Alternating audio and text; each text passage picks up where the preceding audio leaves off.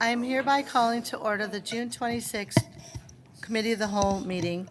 May I have a roll call, please? Mr. Balestrea. Present. Mr. DeJohn. Here.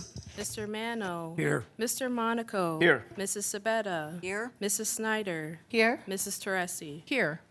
Please join me in the Pledge of Allegiance. I pledge allegiance to the flag of the United States of America and to the republic for which it stands, one nation under God, indivisible, with liberty and justice for all.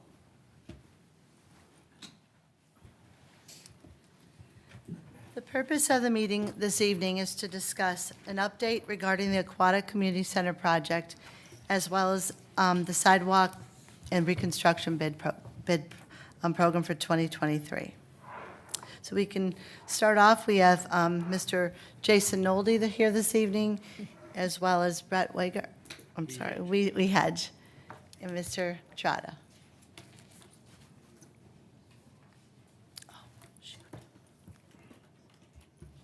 All right, well, good evening, everybody. While the presentation gets pulled up, we wanted to take the opportunity here to, update council on the progress of the Aquatic Center. You can see there's a lot's been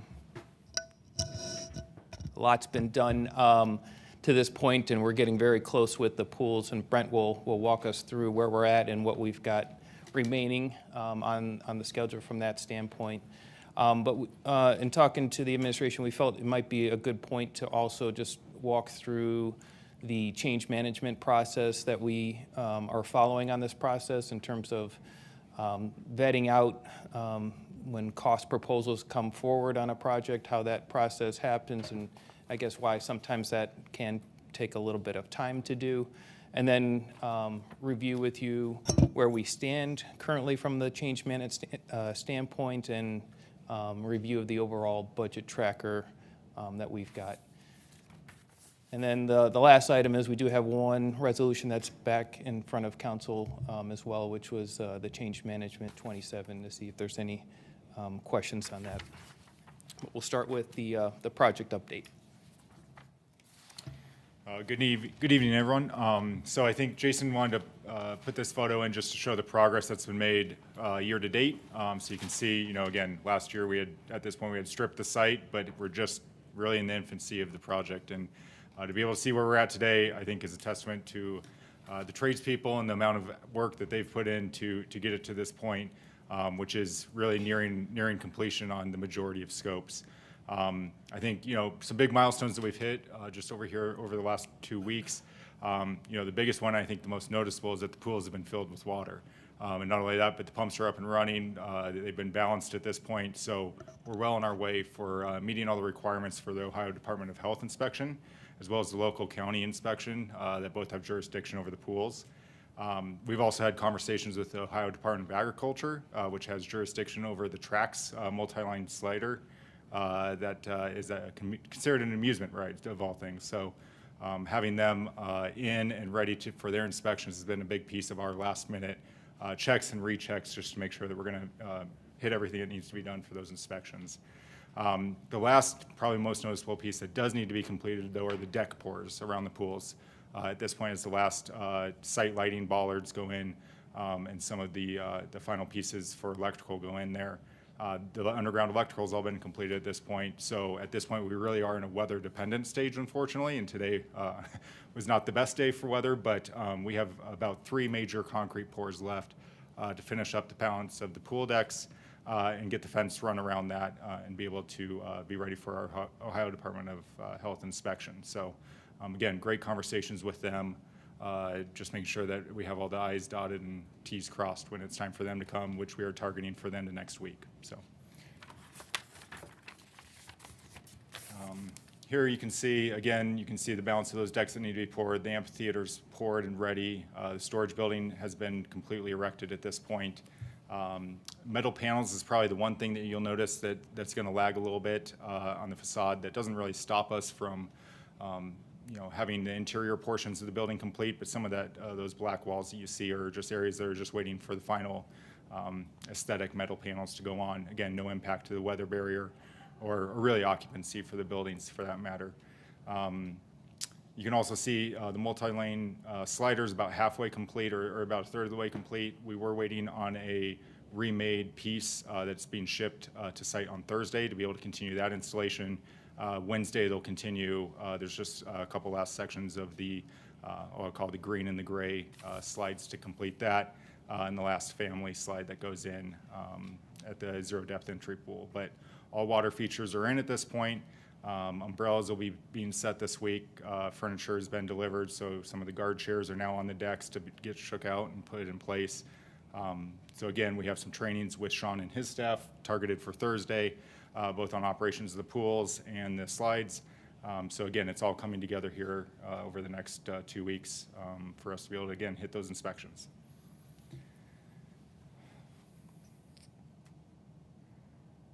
I guess one thing for the parking lot, the Cunningham paving is on site starting tomorrow to finish the final patch back where the curbs were set for the sidewalks and do the striping for the parking lot as well. So again, that's all things that are being done this week. Busy week for us out there.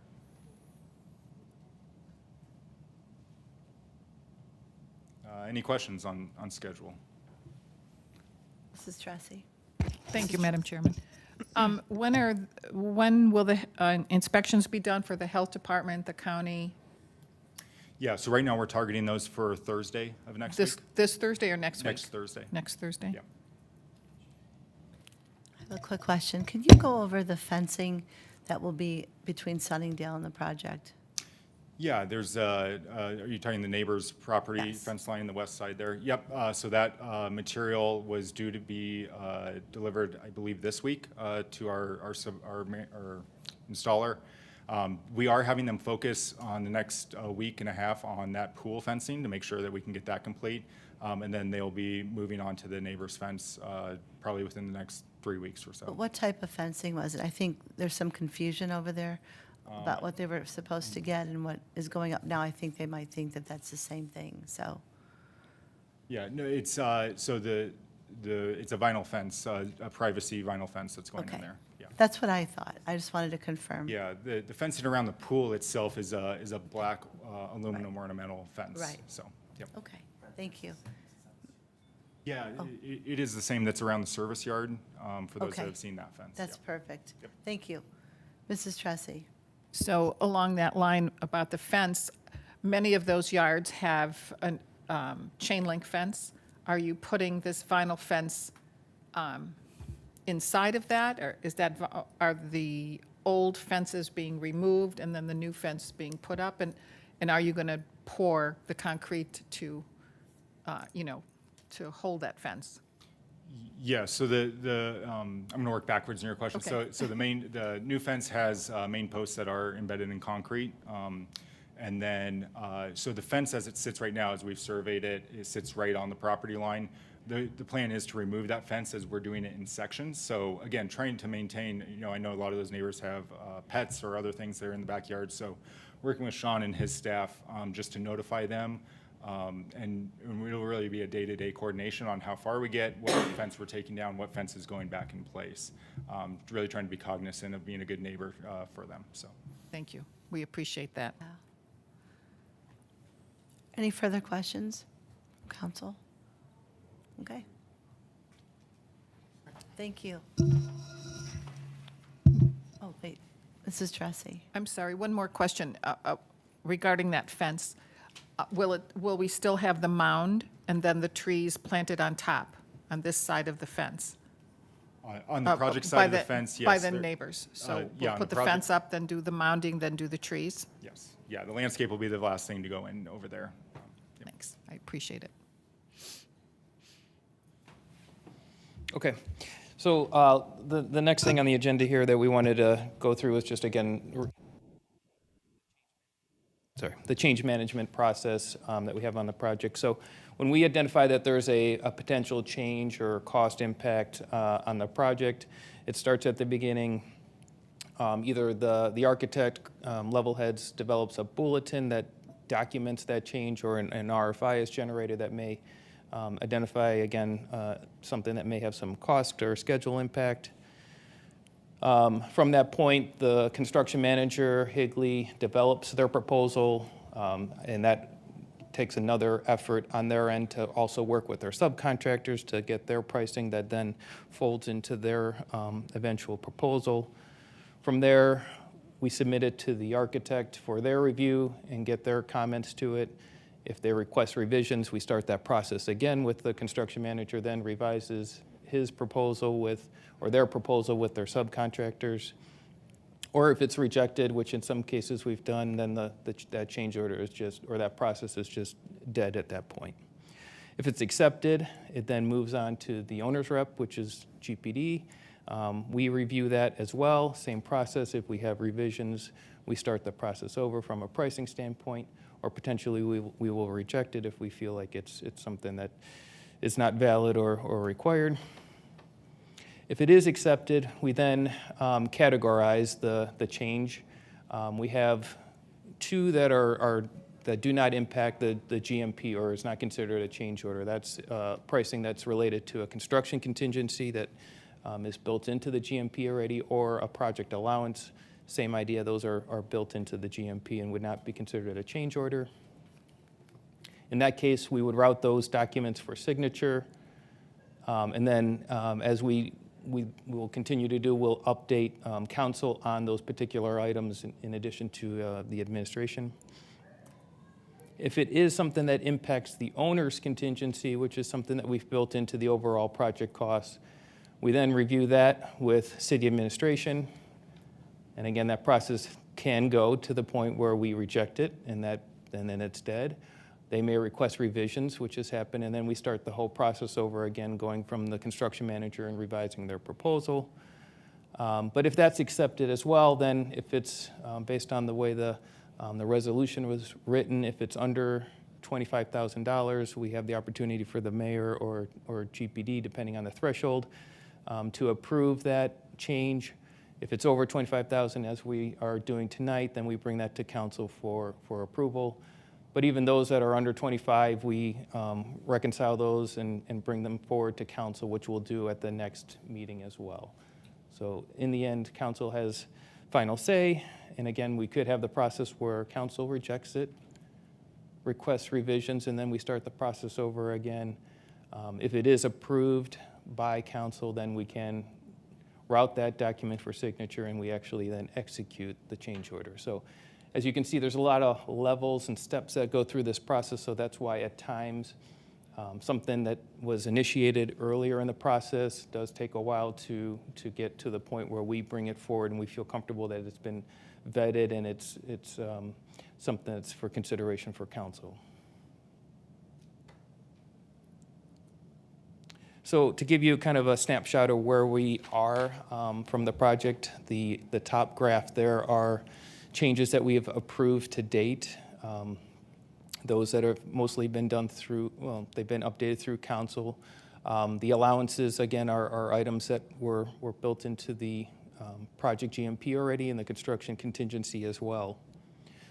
Pending items, we show currently that we, on the log, as of today, have about $110,000 that is pending, that has not been completely vetted through and ready to be presented to council. And in addition, there are also pending about $37,000 in allowance items. There will be more that will hit that allowance item as well. And then construction contingency, there's approximately $58,000 sitting there that is pending. So I just wanted to go through then, I guess, how we're tracking the budget as well overall. That's something that council saw at the beginning, and to this point, we have not changed or modified the overall project cost to it. So to give you, and again, I'm going to show it to you in big chunks so that you can kind of see how it's formatted. The column that's highlighted there in blue, those are what's been approved by council to date, and that's what we would be tracking as we go forward. The column that's in orange there now, those are items that we're bringing forward to council. Those are current changes that have been, or that we are presenting for approval. And you can see where those line items then hit on the budget tracker. And then it's organized into different buckets here. So we have the construction GMPs, those have been approved by council already. Those are essentially the contracts for Higley at this point. Previously approved change orders are then listed. So again, that's kind of where our running total is as it stands currently. In addition to the change orders that are under $25,000 that have been approved either by the mayor or the owner's rep. And then what we bring forward to you today, or in, you know, as we present these things, are indicated in that those rows right there. Those are the potential change orders that we're looking or seeking approval for. So then what happens, so all those are I guess, changes to the construction manager's contracts or potential changes. What we have then below those line items are considered the soft costs. And so this is where we carry that owner's contingency, and that's where we are sometimes transferring funds from that bucket up to the GMPs to supplement the costs of the change order. So sometimes when we present these change orders, they're not change orders to the overall project budget, but they are to Higley's contract. We have then also to highlight the FF&E. That is one that we are near complete. Signage is kind of the last component in this FF&E bucket that we may have a few items that need to be incorporated, but we are close to having that reconciled. There may be some additional funds there that we could transfer into the owner's contingency in the end. We'll see. So those are all the soft costs. And then at the bottom, that's the total project cost, again, that we have maintained at this point. We do include then any sort of grants or funds that have been incorporated in that lower section as well. We're just not seeing it. That's why. It's not on our screen, like Oh. the draft. All of It's that. real light, yeah, so no one could see it. Yeah, well, and again, so I didn't necessarily, I was trying to focus on more the format than the numbers. The budget tracker is something that we submitted last time with the change management, so that I can pass out hard copies of where it stands currently today, sure.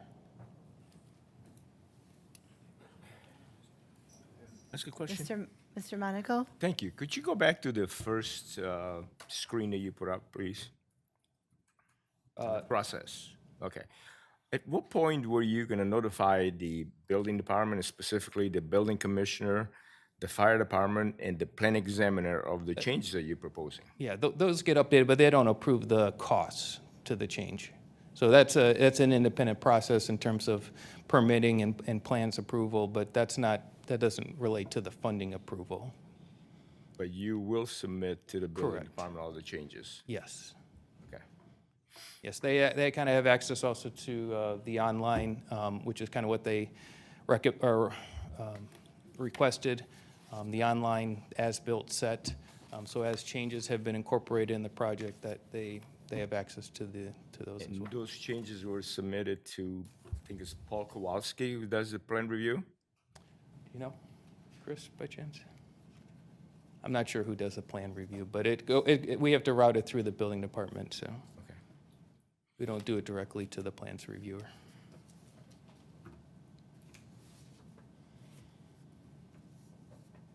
Are there any questions? Mrs. Tressi? So if one of your changes gets rejected here at council, do you just bring it back to see if it gets approved the second time? It depends, I guess, on the response that we get from council, but if we feel that it is something that the project needs and requires, we would, in this case, for Change Management 27, we are bringing it back to council for consideration. Hoping that everyone changed their mind?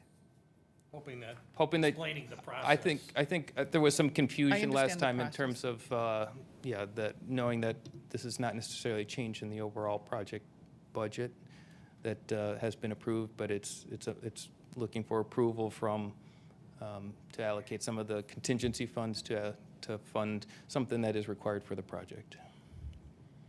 Okay, I it just kind of piqued my interest that it was one of the resolutions was defeated last time, and it's right back. So if it's defeated today, it's coming back 2 weeks? I don't know. Maybe at that point, then we'll have to huddle back up and look for Okay, another solution. thank you. Any further questions? Okay, thank you so much for explaining this to all of us. Yep, thanks. Maybe if you can send, maybe print a copy or just email it to us, that would be great. Yep, will do. Oh, Mrs. Tressi, I'm sorry. I just have a question, actually for you. Oh, okay. I know these committee of the holes are all very, very interesting and very informative, and it's a great way to keep us updated. But the public doesn't ever get to see any of this information, and where we are and what we're spending.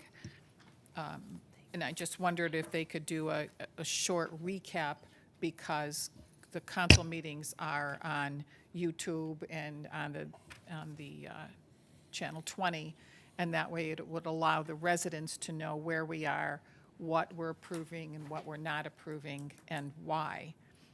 So that's just something I'd like you to take under consideration for the 20,000 people that are out there asking each of us individually a number of questions. They might understand Right. a little bit more. And during our public portion, you're free to give information or give a recap tonight if you want to stay for that. That's fine. But I want you to know all of that we do in the committee of the whole. That's why we approve the minutes, because there are minutes for these meetings that we have. So it's not just not out there, it's always out there. It's always out there in the minutes. I asked, President, if I yeah, may. It is my understanding the COW meetings are out there on YouTube, just like the council meetings also. Oh, they so- are? Yeah, Oh, Yes, they that's are, so great. those can be watched. Oh, that's perfect. Yeah, Thank that's- you. Thank you. okay, thank you so much. Madam Chair, oh, can I ask one last Mr. question, Monaco. please? Thank Sure. you. Thank you. Yes, my question is, at this point, what percentage of the entire project, and I know that's very hard to answer this question, but what kind of percentage is completed, and how much you think we still need to do? Are we 80%, 70% done? I can say as of the last billing, I think we billed about 62% of the project. Is that accurate? Yeah, Is so it $6 million? billings are usually running about a month behind the actual progress of the work, just based off of construction industry standards for billing. So I would say we're probably closer to 75% at this point. For anyone that's visited the project or really can see it from the road, the pools are much further ahead than the balance of the community center. The substantial completion date for the project is the end of August for the overall project, which we're still showing on schedule at this point. But the community rooms, the gym, there's some components that are just, we'll still have work occurring in those spaces in July and early August to get the building side wrapped up. So if my math is correct, we are 75% of the project completed, and we are almost at $37 million. What, I can't speak to the overall budget. I only know the well, construction contract. I have the so- figure right here. It says $37,765. So that's what we paid up to date, I assume, right? Part of that is some of the soft costs, again, that have not been allocated to anything. So you have to take that number based on. Already included in there? What's that? It's already included in the total that you are going to? That 37 includes Okay. all of Okay. the soft costs as well, yeah, that are part of Okay, the project. okay, thank you. Anything further from council? All right, thank you. We will now move to the sidewalk program bids and the street reconstruction bids. Mr. Chuney.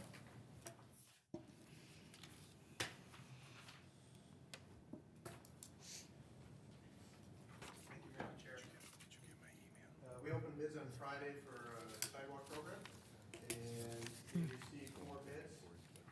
The lowest 3 bids were within He doesn't. I think he hates women. Is it on now? Okay, there we go. I'm sorry. All right, we received 4 bids on Friday for the sidewalk program. The lowest 3 bids were within $12,000 of each other, I think.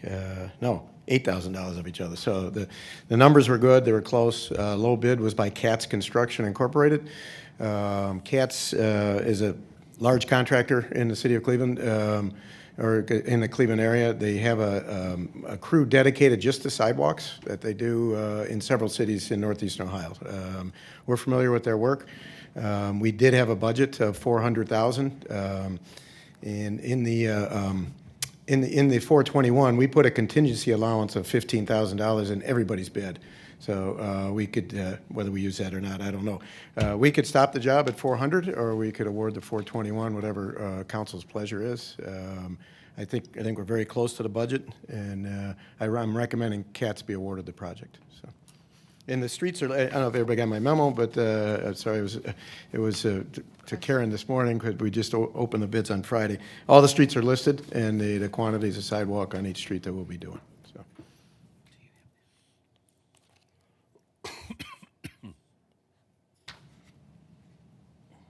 Are there any questions for Mr. Chuney on the sidewalk program? I do. Mr. Monaco? Mr. Chuney, this is not about the sidewalk program, but I've been approached by quite a few residents in my neighborhood, and they're kind of disappointed that nothing has happened yet to rectify what was done wrong previously.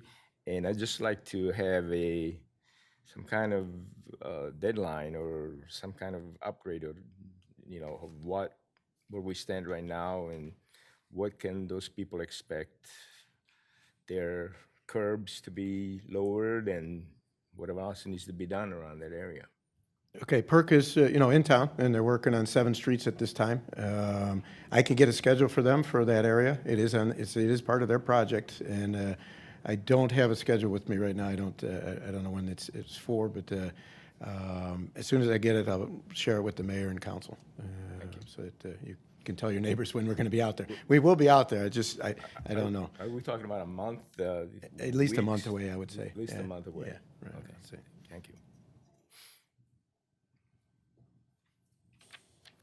Any further questions about the sidewalk program? Okay, we'll move to the other. Oh, Mr. Balestria. Just a comment for council. If you recall that last year the bids went out late and we didn't do anything with the sidewalk program, and we rolled those dollars over to this year. We added quite a few streets to the program. Of course, costs have accelerated since then. But with the streets that we've named, I don't want to retract from anything, not do one street in one area that doesn't necessarily get done, because we want to save $20,000. So I would ask council to go ahead and, when it comes up this evening, to approve the extra $21,000 for the sidewalk program, and let's get it done this year. Mrs. Tressi?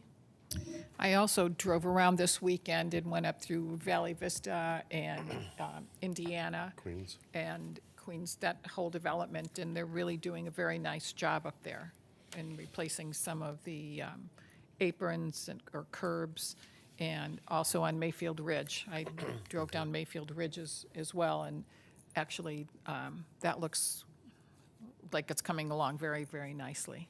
They have 2 or 3 crews in town working on several streets at the same time. What you saw in the Queens Park and Valley Vista area, they put in all the new underdrains, and we're starting to take out the aprons that have to come out, and they're going to work at one side at a time. Aprons and curbs being poured, and then on the other side, and then pave the middle. So that's the sequence for what's going on there. And Summit and Mayfield Ridge, they're working on base repairs now. They took the asphalt off. We marked the base repairs. They put a leveling course on there. This way you can get into your driveways easier, because when you take 3 inches off of the asphalt, it's a big bump. So we put the first 1.5 inches down first, then we come back and we do the base repairs and the curb repairs and any apron repairs, and then pave it at the end. So that's the sequence. And they're staying in town, and they got dedicated crews. So their progress is on schedule, in my opinion. I do need to get you a schedule for the Marshfield area. I had 2 compliments on Summit, on how nice the crew is and very helpful over there. So that was pass nice it to hear. It was nice. It was Tell over my the guys, weekend. I'll tell Perk. Yeah. further questions? Okay. Did you want to review the road program? Okay, same time on Friday, we opened bids for the 2023 road reconstruction program. Reconstruction is to tear out the entire street, put in all new curbs, aprons, new catch basins, base repair, the entire street comes out. We received 3 bids. Lowest bid was by Fabrizi Trucking and Paving Company. We separated the bids by street, so there are actually 2 bid tabs that you received with that. So I had them bid it per street. I had a feeling that we would not be within the budget. The planning number that we gave you back in January, we had to add some things to it. I hadn't looked at, it was January, I hadn't looked at any of the basins yet or some of the other items that we actually added to the reconstruct of the street. And I had a feeling it was not going to come within the budget. So we had it separated out. The total bid by Fabrizi, lowest bid was $2.9 million, $2,977,715. And that breaks out to $1,748,293 for Crestwood, $1,229,421 for Ranchland. And my recommendation is to award the Crestwood portion of this project and stay within the budget that way. So we had 2.3 as a budget, and this will be 1.75. And the plans are already done, so we could bid Ranchland first thing out of the gate with whatever other streets we select for reconstruct next year in 2024. So.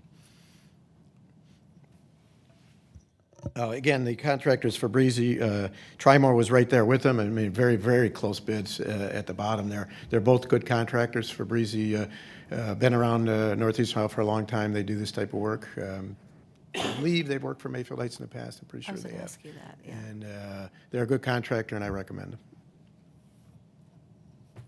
Mr. Balustrade? Yeah, just to keep council up to date during the Public Works meetings that we've had, Roselawn was also slated for a total reconstruct. It's in very bad shape, but it didn't make sense to do those 2 streets at the same time. That's why we diverted over to Ranchland, if you recall. So I would propose that, I would agree with Mr. Chuney. I sent him an email, and I think the mayor did as well, just to do Crestwood this year and to do Ranchland this year, and I would see what the budget is for next year and add Roselawn to that for a total reconstruct, since we've put that one off as well for 2024. That's what I would be proposing for the next road program. Oh, you, I think you Yeah. Yeah. misstated. yeah, you said to do, Roselawn this year. And Well, Crestwood. I mean, just No, Crestwood. and Crestwood Ranchland. this year. just Crestwood. Crestwood, Just yeah, sorry, Crestwood. Crestwood this Okay. year, and then Roselawn and And Ranchland Ranchland Too many next Rs. year. Right. Yeah. I was going to say Okay. that didn't you. work. Madam President. Mr. DeJohn? Mr. Balustrade, do we know how much the total for the road program is in 2023? The total The road total. program? I would defer to Mrs. Fagan. I have it in my notes, but you're going to make me go through my notes. I think it was 6 point something. Okay, Mr. Karen? that's fine. A round number's fine, 6 It was point near, something. it was around $6 million was the total budget. Thank And, you. By only awarding the 1.7, we'll be under. I'm sorry? By awarding only 1.7 for the road reconstruct versus 2.3, we will be under the budget amount. Thank you.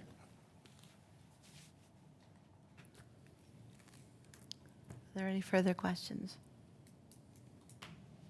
So I did talk to Mr. Chuney the other day about a way to get to the residents, hopefully sooner or even a year in advance if we're thinking about doing some of these streets, because people are complaining because they're spending a lot of money on redoing their driveways. And then we come through and we rip their aprons out and we destroy what they've just spent a lot of money on. So I'm hoping that we can figure out a way to reach those residents, possibly for Roselawn and Ranchland for next year, sooner than later, so that if they do have a plan to replace their driveway this summer or in the early fall, that they would be notified. So if we can continue to do that every year, create a plan, whether the city puts out a letter to them or if we do an email, whatever we need to do, we probably need to think about this, because I've had a lot of complaints of people that their driveways are being ripped up after, we're doing a good thing by doing their street, but yet we're destroying their property. So it'd be a good idea if we can come up with something and try to do it this coming year, for next year. I would recommend we call a committee meeting and we kind of finalize the streets that we're going to try and do next year. I think we have enough information with our PCR reports and things like that. And as I mentioned to you on the phone, we should notify our building commissioner, because I believe you need a permit to do some of that type of work, your own driveway apron. The building And would we have would all that. alert the building department not to issue any permits on those streets if we know it's going to be a reconstruct and we're going to take out their apron in the following year. That's my suggestion, but we have to finalize that road program. So if we can call a committee this summer, and then, it's already maybe too late for some, they may have already done it, I mean, it's almost July, but do the best we can now. And each year, stay ahead of it that way. Yes, perfect. Mr. Balestria? Yeah, we had discussed previously as well to conduct the Public Works meetings earlier in the year for the following year. So, we'll probably be having those meetings late fall, early winter months.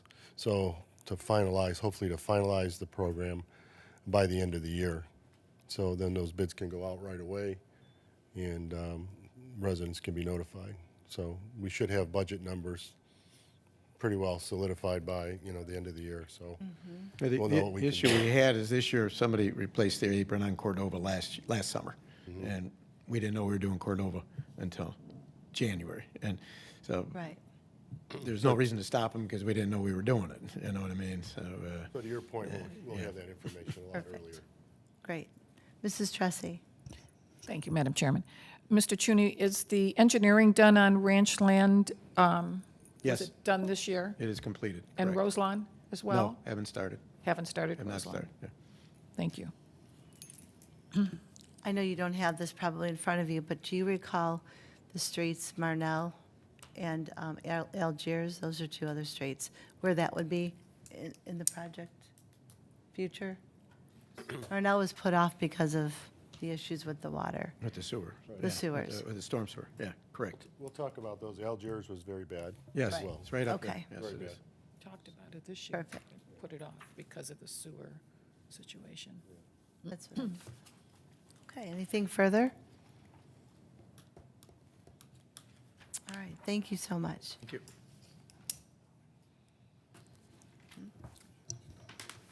I know, it's never a thing. Okay, do I have a motion to adjourn? So moved? Moved by Mrs. Sabetta, second by Mr. Mano. All in favor signify by saying aye. Aye. Opposed? The meeting is now adjourned.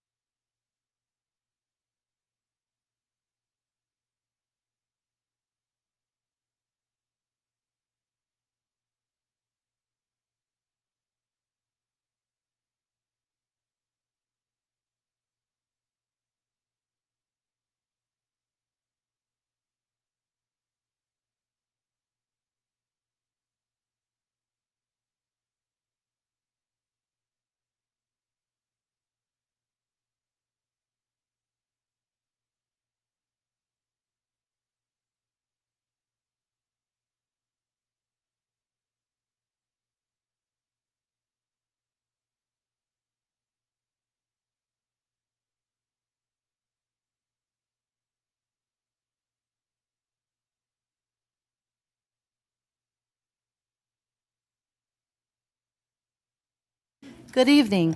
I would like to welcome everyone to the June 26th council meeting of the City of Mayfield Heights. I would like to extend a special welcome to the graduates of the Police Academy, Citizens Police Academy, as well as our officers here this evening.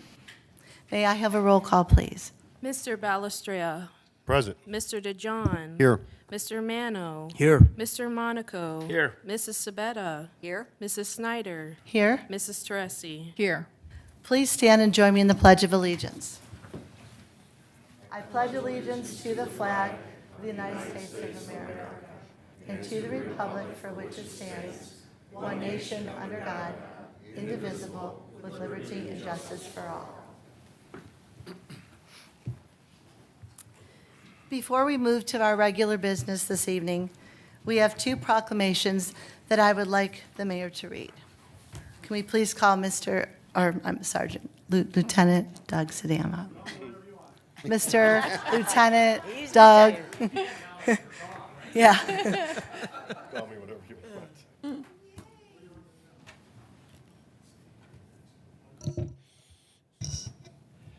Okay, as our chair has said, we have a proclamation for Doug Sadam's retirement, and I'd like to read that. So whereas Lieutenant Doug Sadam is retiring after 30 years of dedicated service, and Doug was raised in South Euclid, attended Brush High School, and later graduated from Lakeland Community College with a degree in law enforcement and criminal justice. And Doug began his career with the Mayfield Heights Police Department in 1993. He was promoted to corporal in 2003 and earned a promotion to sergeant in 2004. His dedication and commitment to the department led him to merit a promotion to lieutenant in 2011. His leadership skills piloted him to captain of the department in 2012 and assigned executive lieutenant in 2022. And Doug served many roles within the department as commander of the auxiliary unit, worked the bicycle unit, and devoted 11 years to the detective bureau, always working with honor and distinction. A significant accomplishment was graduating from the 266th session of the FBI National Academy in Quantico, Virginia in 2017. And whereas Doug is married to Carmelina, has 3 sons, Stephen, Nick, and Anthony, and plans to spend his retirement playing golf, working on home projects, and spending time with his family and friends. And whereas the city of Mayfield Heights appreciatively acknowledges Lieutenant Sadam and his many significant contributions to the community, the businesses, and the residents, and we wish him well and a well-deserved respite. And now, therefore, I, Anthony DeSico, by the authority vested in me as the mayor of the city of Mayfield Heights, state of Ohio, and on behalf of the entire city council, the administration, and all present, do hereby officially extend our sincere appreciation to Doug Sadam for his years of devoted service to the community and offer our best wishes, good health, and much happiness in the years to come. Congratulations.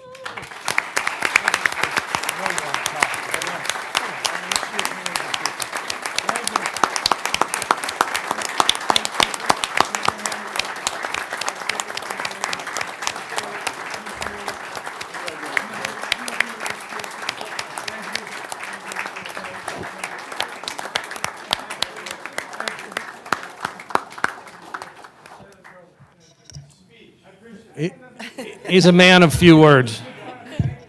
Congratulations, Doug. We wish you well. Okay, we have a second proclamation, and this is to recognize our Citizens Police Academy. So whereas the Mayfield Heights Citizens Police Academy has been an invaluable tool in strengthening relationships between police and citizens since 2014, and whereas the academy has been the product of tremendous dedication on the part of the police department patrol officers, detectives, SWAT team members, bomb squad negotiators, accident investigative unit, Drug Enforcement Unit, and the Bureau of Criminal Investigators, providing hands-on exposure to police work. And whereas over 100 residents and city employees have graduated from the academy and have interested residents enrolled for the upcoming 2024 class, and whereas the academy stands as the finest example of above and beyond public outreach, education, and best practice of policing, and broadens the understanding of citizen perception, understanding of police work, and whereas sharing the philosophy and operations of the Mayfield Heights Police Department, the Academy educates citizens about the agency and law enforcement. And whereas the City of Mayfield Heights is honored to offer the Citizens Police Academy to residents and trusts it to lead to a better understanding of the police department and the services they provide every day.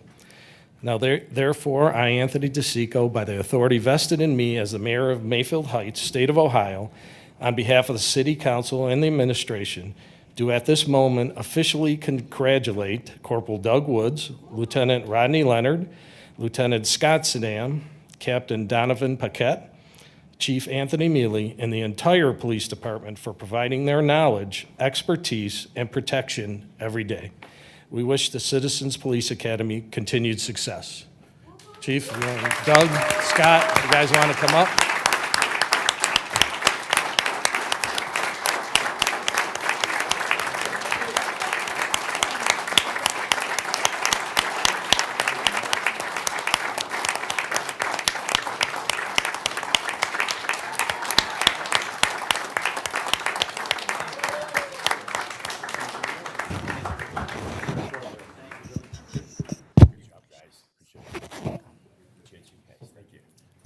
I thought I saw you.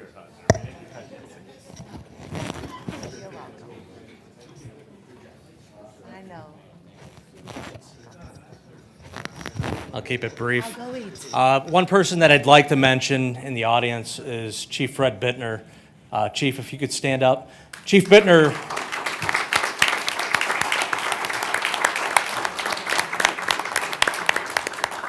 This was Chief Bittner's baby here. He started this back in 2014, shortly after becoming chief. He just recently retired, so we've seen it come full circle here, and basically every officer in our department has taken part in that.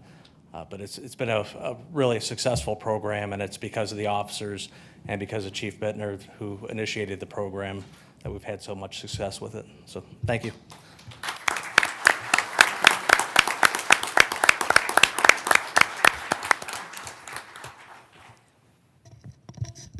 Okay. Yes, you're dismissed. If anybody wants to leave, you're welcome to leave. You have a tea time, Doug? He probably does. You guys can all right. Next is the approval of our minutes from our May 22nd, 2023 council meeting. I hope everyone's had time to read these minutes over. Is there a motion to approve? Moved by Mrs. Sabetta. And second? By Mr. Monaco. Are there any suggested changes, amendments, or deletions to those minutes? Which ones were these dates? May 22nd.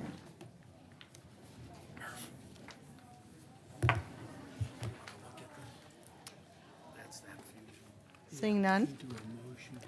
All in favor signify by saying aye. Aye. Opposed? I was I- absent from, I was abstained. absent as well. I abstained. So, yeah, I was absent as well. Right. So there are 3 abstentions. These minutes have been approved as written. Next, we will move to the approval of the minutes from our June 12th Committee of the Whole meeting. I hope everyone's had time to read these minutes over. Is there a motion to approve the minutes? So move. Moved by Mr. Monaco, second by Mr. DeJong. Are there any changes or amendments to these minutes? Seeing none, all in favor signify by saying aye. Aye. Aye. Abstain? Abstain. Absent. Mr. Bellistrade was absent. Okay. These minutes have been approved as well. We will now move to the minutes from the council meeting of June 12th, 2023. Are there any deletion, or can I have a motion to approve those minutes?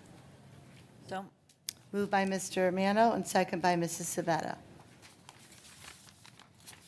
Are there any changes, amendments, or deletions to those minutes? All in favor signify by saying aye. Aye. Aye. Opposed? Abstain? These minutes have now been approved as written.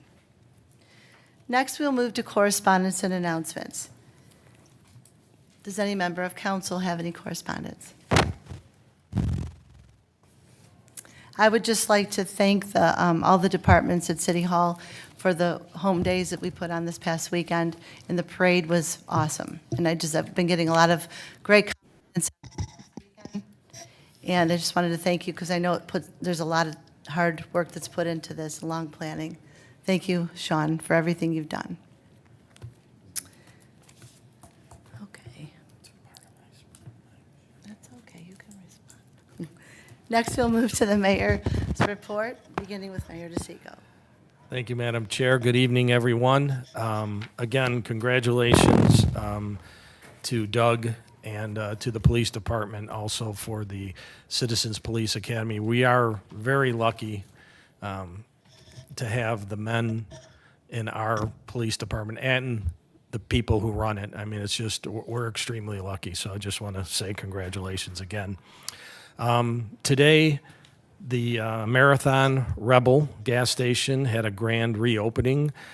You may have noticed the balloons and the hoopla going on over there. They were giving away prizes and food, but I really want to thank them for giving the Community Partnership on Aging a $500 check. So we really appreciate that and their commitment to the city and them looking out for us. So we want to thank them. This afternoon, I had the pleasure of swearing in to our police department, Alex Nemzura. He is a patrol officer. He comes to Mayfield Heights with several years of experience in law enforcement. So we welcome Alex to the city of Mayfield Heights and wish him much success. And then I just want to echo what our chair has said about the Unity Days. It was a great event, and really thank the service department, the police department, every department, the fire department. It really is a all hands on deck event. The Parks and Rec Commission really stepped up and did a lot of work. And, Sean, Patty, and Nick they worked their tails off and they did a great job. So I just want to acknowledge everyone who helped. It was a great event, and looking forward to next year with the pool open. So that concludes my report. Are there any questions? Moving to Law Director, Mr. Murphy. Thank you, Madam Chair. I have no formal report, but I would like to request that council convene into executive session at the end of the regular business this evening to discuss economic development. And also, there are two motions that I would request be made at the end of the motion section, and I'll discuss those at that time when that comes up. And that's all. Thank you, Mr. Murphy. Any questions? Moving to Director of Finance, Mrs. Fagan. Thank you. I do have a report this evening. I just wanted to give council a quick update on the bond issuance, the debt issuance that we had. If you remember, back in February, you authorized us to go out for $33 million in total for bonds and notes. Our best determination was to go $24 million in bonds and $9 million in notes. And we did go to that'll be used to pay off the bonds, the notes that will be coming due July 20th of this year. So we went to the bond market back on May 18th. There was a lot of interest on the notes. They sold very well. The interest wasn't there for the bonds. The market was really finicky that day. There was a lot of other things going on nationally. So we took the advice of bond counsel and our underwriter, and we pulled the bond sale back. We took the bonds back to the market last week, and the market had stabilized, so it was a much better time to be selling those. So due to strong management by the administration, by the marketing efforts of our underwriter, the interest was really strong. We had orders for over 94 million in bonds, which was really good considering we only had 24 million to sell. The upside of that is it's then the underwriter's job to go back and try to see if he can bring that interest rate down by a couple basis points to save us some money in the long run and still keep the interest there. So we were able to do that. Most years, he was able to bring it down in the neighborhood of 2 to 7 basis points. So in the long run, that'll save us well over $40,000 a year, and which is over $1 million for the life of the bond. So it turned out to be a very good, positive event. Sounds good. Thank you. Are there any questions for Mrs. Fagan? Great job. Good job. Thank you. All right, we will now move to reports of committees, commissions, and boards, beginning with the Building Committee. Mr. Monaco. Thank you, Madam Chair. I have no report this evening. Thank you. Finance and Audit Committee, Mr. DeJohn. Thank you, Madam President. I do not have a report this evening. Thank you. Legislative Committee, Mrs. Sabetta. Thank you, Madam President. The Legislative Committee met June 19th. The discussion of a naming rights legislation included the review of a draft proposed by Councilman DeJohn. Recommendations to the legislation are in process and getting ready to bring to council. Once the meeting minutes are prepared along with the legislation, council can have a full discussion. Are there any questions for Mrs. Sabetta? Thank you. Public Works and Service, Mr. Balestrea. Thank you, Madam Chair. Public Works did not meet, but we do have 2 resolutions on the agenda tonight to approve the bids for the sidewalk program and the road program, which was previously mentioned to us during the Committee of the Whole meeting.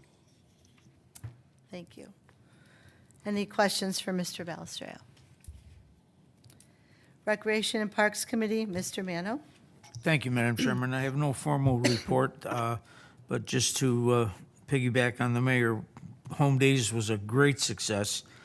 I think this is one of the better ones as far as weather was concerned and everything else. We all worked hard, but it was very enjoyable, and I think the residents all had a good time. We had a lot of positive feedback, and look forward to next year. Thank you. Safety and Transportation, Mrs. Teresi. Thank you, Madam Chairman. I have no formal report this evening. Thank you. Board of Zoning Appeals, Mrs. Sabetta. Thank you, Madam President. The Board of Zoning met on June 13th. There are several items on the agenda. Council has the meeting minutes. I encourage all applicants present to address council during the public portion of this meeting. Thank you. Thank you, Mrs. Sabetta. And Planning Commission, Mr. Balestrea. Thank you, Madam Chair. Planning Commission met last Monday. Council was copied on the minutes. The Planning Commission approved the final site plan for the Verizon wireless store with 1 revision. And we have that motion on the agenda tonight for council's approval. Thank you. We'll review that when it comes up. Thank you. We will now move to comments from the public. Pursuant to City Code, each person is allotted 5 minutes to speak with a maximum of 30 minutes for the entire public portion. If you are here in connection with an agenda item, this is your opportunity to address council. However, please note that this is not an opportunity for debate or slighted comments. If you would like to be heard this evening, please fill out a form located on the top, at the table at the public entrance. During the public portion, I will call each person wishing to speak to the podium. Please state your name and address for the record and speak clearly into the microphone. It is 7:20, and I will now open up the public portion.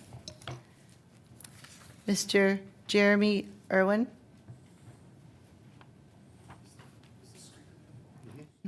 Yes. If you, yeah.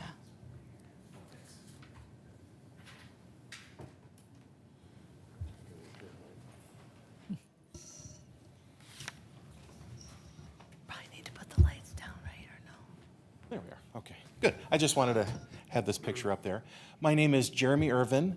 I'm from 33723 Hunters Point Road, Farmington Hills, Michigan.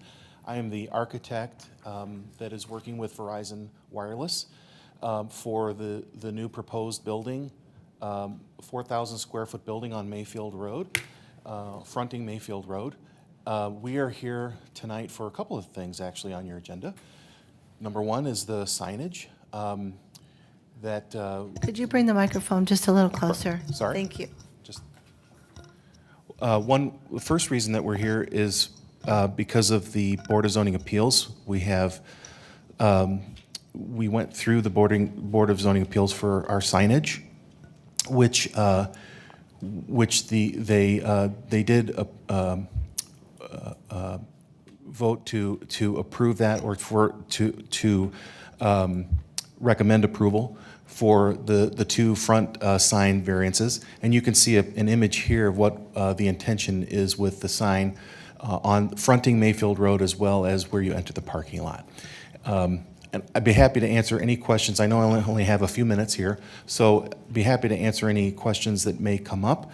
And I think that the arguments that we made at the Board of Zoning Appeals meeting were very clear, and that's why the first and second variance requests were approved unanimously. The third one regarding the ground sign in the rear was voted not to be recommended for approval. We recognize that, and but the most important ones, critical for this project, we felt were those first two. So we're hoping for your approval and anticipating that. And then also we have gone through the planning board through the site plan approval process for the city here, and we went through all of those different meetings, and we, through the development of the process, we have made the certain developments that were recommended to us, and that came before the Planning Commission last week, and that is also, I know, on your agenda, and we hope and anticipate that we would be approved to move forward. And Verizon is very excited to look forward to making this investment in the community here. And so any questions that you may have, I know that's not currently what will happen now, but if there are any questions or that you may have, we are here in the audience if you would need us to be answering those questions. Thank you. Thank you so much, and we'll call you up if anybody has anything further. Thank you. Thank you.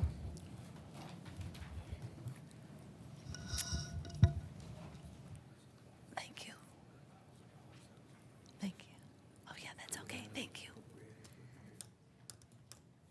Next, I would like to call up Valentina Glugavea. Did I match that up? I'm sorry.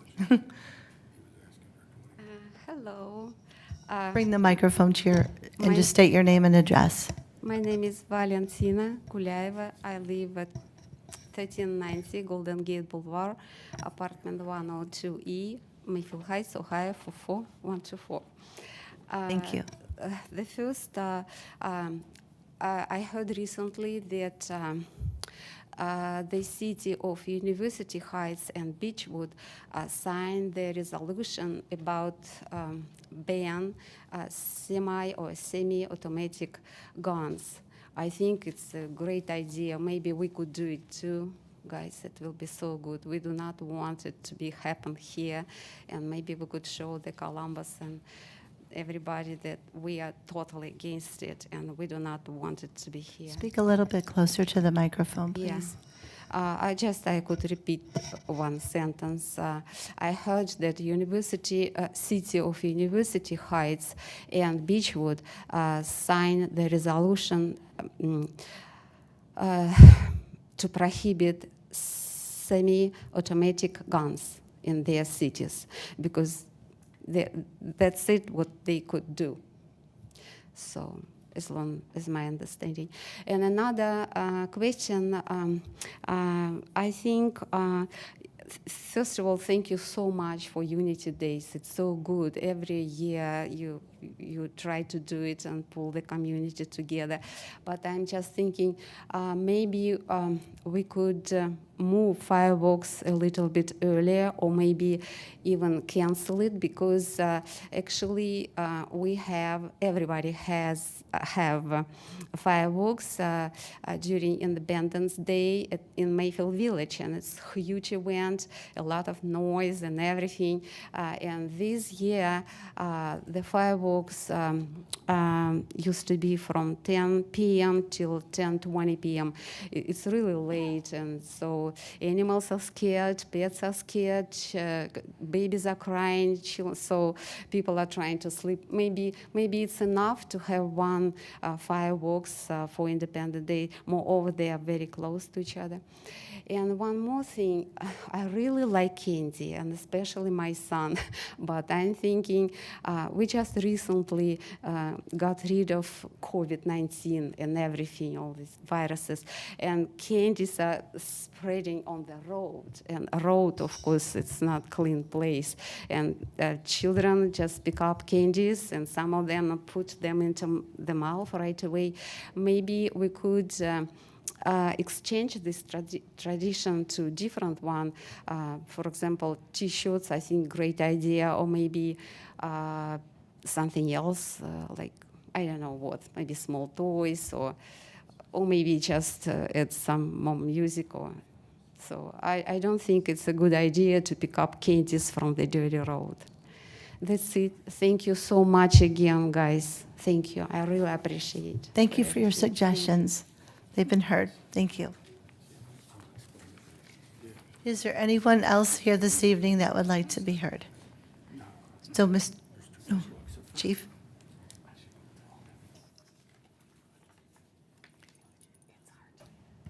Hello, Bruce Elliott, Fire Chief, City of Mayfield Heights. I just wanted to let the residents and council know that the fire department has begun our annual hydrant flushing and maintenance program.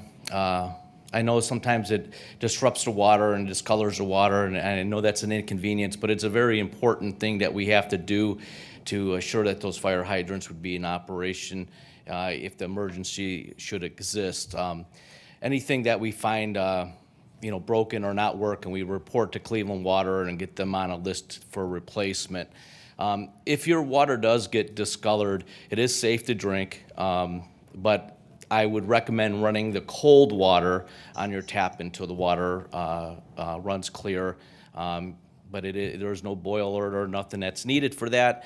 Just run the water till it runs clear. We try to post those hydrant signs at the end of the streets like a couple days before we do the testing and maintenance on your streets. So just wanted to kind of remind council and the residents about our program. So thank you. Thank you, Chief Elliott. Madam President, may I ask Mr. the chief a question? Yeah, please? sure. Mr. DeJohn. Chief, someone brought up about fire techniques for electric cars. Do we have a policy on that yet? Well, it's such a new technology. We really know. don't have a technique, but we are constantly being educated and learning as much as we can about that. When I look at things like that, I mean, we have hazards with cars with 20 gallons of flammable liquids in a gas tank that we have to worry about if it was involved in an accident, or hazardous material driving up and down 271. Every call we go on to has potential hazards on it. So that's just another one that we're trying to learn as much as we can about. So it's such a new thing that there's no set policy yet, on that thing, but we are aware of the inherent dangers of that. We're trying to get ahead of some things with charging stations and stuff out in the businesses. I've been working with the building department a little bit about possibly implementing some policies and ordinances on distances and shutoffs and things like that. So we are aware of some things. There is no magic pill or wand to make things go away. It is a concern, but I have lots of concerns with our job, and it's just another thing that we just have to be aware of. So thank you. Thank you. We appreciate it. Okay. Are there any other comments from any residents out here? Okay. Mr. Ward? Just to reiterate what a number of you have said, Unity Days was a success. I guess while Friday night was slow, we rebounded nicely on Saturday. The fireworks were great, and the parade sounds like it was well received. I just want to give a shout out to my staff, Nick Tagg and Patty Rogaliner. This project takes up a lot of our time, so they don't see me as much as they used to, so they really stepped up and did a great job, so I just want to acknowledge that. Same with Kathy and Lisa, Kathy Gideon and Lisa Formicelli. Mike Trevisano helped. Our Parks and Recreation and senior subcommittees, have always been there and pulled their weight, as well as City Council. And I also want to thank the residents who came out to help their city. We have some people that have been doing this for a long time, and some people that this is their first year, and everywhere in between. So whether it was selling tickets and wristbands, beer, wine, food, staffing the inflatables in the tennis court area, the Euclid Beach rocket ship, the beautification booth, all those who helped out with the parade, thank you to all our residents that stepped up and helped. And finally, the police and fire department for keeping us safe, not only throughout the weekend. I heard we didn't have not one issue from the police department standpoint, and the fireworks went out without a hitch, so that was great. And finally, last but not least, we couldn't do any of this without the service department. They set everything up, they cleaned up the whole weekend, and then they cleaned it up at the end of the event. So just want to thank everyone for that as a team effort, for all who came out and helped us have an event that builds community. So I think that's important, especially with all that has gone on with COVID. So just my 2 cents. Thank you. Is there a way that we can have Mr. Nolde do just a little overview of the Aquatic Center for some of our residents to see? Just a brief. Thank you, Sean.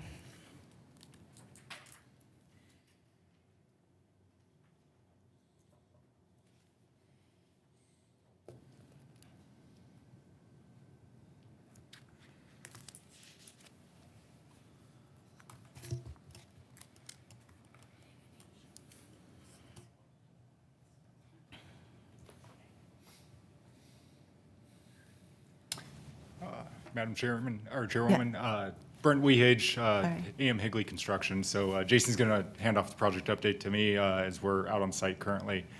First, the residents that are here in attendance, you can see this is the progress year to date from an aerial photo. Just after we had cleared the site beginning last summer to just earlier or late last week. Some big milestones for the project. The pool shells are complete. We have filled the pools. The water's being circulated and getting ready for use here in the next couple weeks. We are targeting to have Ohio Department of Health, who does pool inspections on new construction, out late next week, weather dependent on our schedule here for the next week and a half. But we are targeting, a pool opening hopefully here in the next couple weeks, which is exciting for us to be able to put this together in a year. It is going to be the pools that'll be open with the pool building for full restroom and concession stand use there. The community center itself proper will still have some construction going on in the interiors in July and August. It's still targeted to wrap up with our substantial completion date for the whole project here at the end of August. So project's really coming together. Here you can see just an update as of last week. Again, the slides are just being completed this week, as well as the balance of the deck concrete. Unfortunately, we were scheduled to pour today, but Mother Nature had other plans for us today. So we have about 3 large pours of concrete left to finish up that pool deck and get the fencing done to be able to open up this project. So really proud of the tradespeople here in Cleveland that have all come together to make this project happen.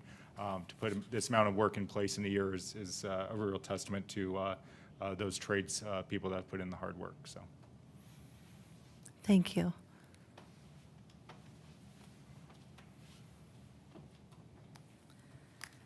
We will now close the public portion. It is 7:35. Resolution 2023-63. Mr. Murphy. Thank you, Madam Chair. Resolution 2023-63, a resolution confirming the action of the Board of Zoning Appeals of the City of Mayfield Heights in denying to David Wilkes Highlight Maintenance, Inc., on behalf of Dollar General and Mayfield Ridge Limited Partnership, 5918 Mayfield Road, a variance to install 103.19 square feet of W1 signage on the front wall of the building. Cuyahoga County Permanent Parcel Number 861-09-045, and denying said variance. First reading. Is there a motion to suspend the rules? Move. Moved by Mr. Mano, second by Mr. Balestrea. Roll call on the motion to suspend. Mr. Mano. Yes. Mr. Balestrea. Yes. Mr. DeJohn. Yes. Mrs. Sabetta. Yes. Mrs. Teresi. Yes. Mr. Monaco. Yes. Mrs. Snyder. Yes. Is there a motion to approve? So moved. Moved by Mrs. Tressi and second by Mr. Balestrea. This resolution was a unanimous decision by the BZA in denying this applicant the sign variance due to the fact that they did not see a practical difficulty. Mrs. Sabetta, would you like to add to this? Thank you, Madam President. The applicant stated that the 3.19 square foot variance was needed for the black aluminum backer needed for visibility. The yellow letters will not stand out on the white background. The company has other smaller standard size letters that could conform without a variance. The applicant was aware of the ordinance. The board saw no practical difficulty. Thank you. Are there any questions from council? Mr. Monaco. There seems to be a typo here somewhere. I see on the resolution, the address of the property is 5918 Mayfield Road. If you look on the variance application, the address is 5919. 5918. 19. The one I have is 5919 here. 5919 is correct. 5919. I don't have 5919, I have 5918. 19 is correct. Okay. So the correct, it's a typo, it's 5919. Are there any further comments or questions from council? Roll call on the motion to approve. Mr. DeJohn. Yes. Mr. Monaco. Yes. Mrs. Teresi. Yes. Mr. Balestrea. Yes. Mr. Mano. Yes. Mrs. Sabetta. Yes. Mrs. Snyder. Yes, this resolution has been adopted. Moving to resolution number 2023-64, Mr. Murphy. Thank you, Madam Chair. Resolution 2023-64, a resolution confirming the action of the Board of Zoning Appeals of the City of Mayfield Heights in denying to Ilyana Kazanziev Agile Sign and Lighting Maintenance, Inc., on behalf of UH Urgent Care and Som Center KLA LLC, 1300 Som Center Road, a variance to install 77.39 square feet of W2 signage on the sidewall of the building. Cuyahoga County Permanent Parcel Number 862-17-021, and denying said variance. First reading. Is there a motion to suspend the rules? Move. Moved by Mr. DeJohn, Second. and second by Mr. Balestrea. Roll call on the motion to suspend. Mrs. Teresi. Yes. Mrs. Sabetta. Yes. Mr. Monaco. Yes. Mr. Mano. Yes. Mr. DeJohn. Yes. Mr. Balestrea. Yes. Mrs. Snyder. Yes, is there a motion to approve? So moved. Moved by Mrs. Tressi, second by Mr. Monaco. This was also unanimous denial by the BZA. The applicant did not prove to have a practical difficulty, so the variance request was denied. Mrs. Sabetta? Thank you, Madam President. The applicant states that visibility is the practical difficulty. Also, this sign would increase property value and enhance the surrounding community. The front sign is 100 square feet in full view and very visible.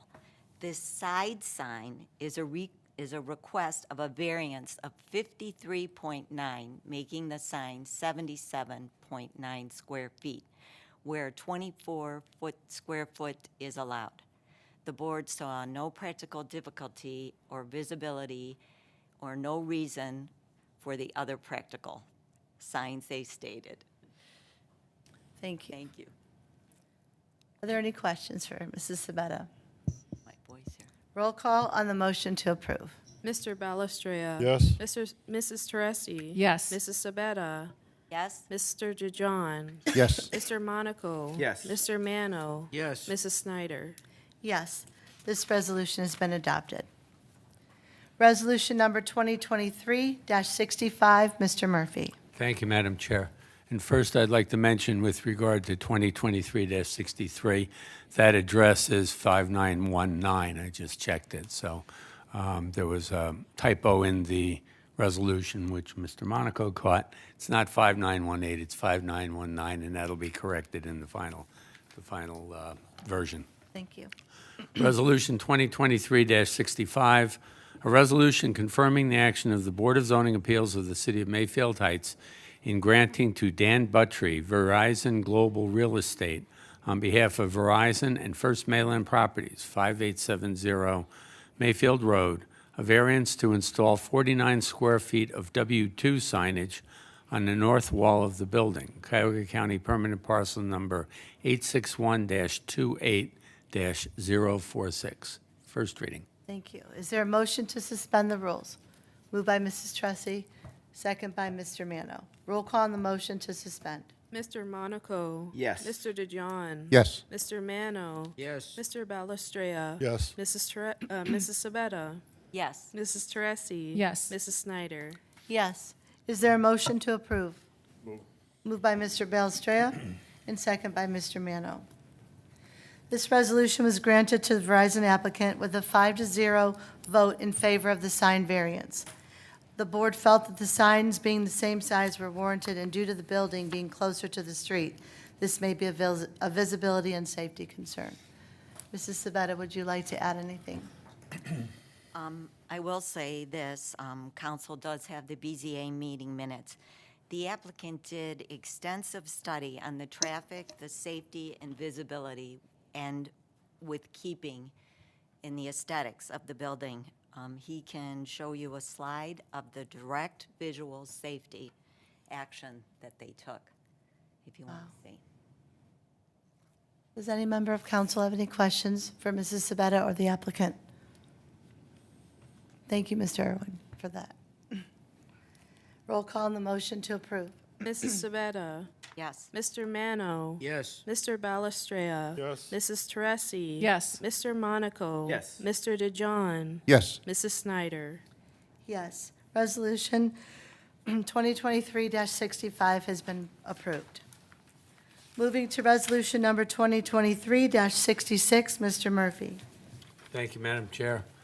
Resolution 2023-66, a resolution confirming the action of the Board of Zoning Appeals of the City of Mayfield Heights in granting the Dan Buttry Verizon Global Real Estate on behalf of Verizon and First Mainland Properties, 5870 Mayfield Road, a variance to install a wall sign on the east side of the building, Cuyahoga County Permanent Parcel Number 861-28-046. First reading.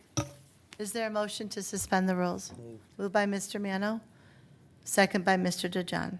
Roll call on the motion to suspend. Mr. Mano. Yes. Mr. Balestria. Yes. Mr. DeJohn. Yes. Mrs. Sabetta. Yes? Mrs. Teresi. Yes. Mr. Monaco. Yes. Mrs. Snyder. Yes. Is there a motion to approve?